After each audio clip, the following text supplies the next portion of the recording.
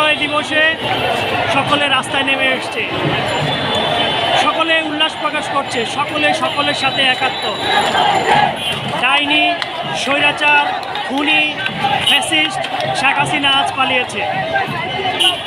2009 সালে ভিডিওর বিদ্রোহের অজুহাতে বাংলাদেশের চৌকস সেনাবাহিনীকে ধ্বংস করেছিল, শতাধিক মানুষকে হত্যা করেছিল।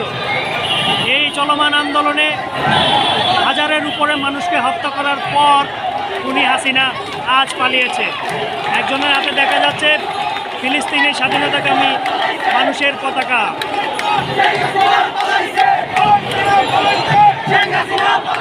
যতদূর চোখ যায় শুধু মানুষ আর মানুষ, মানুষ কমছে না।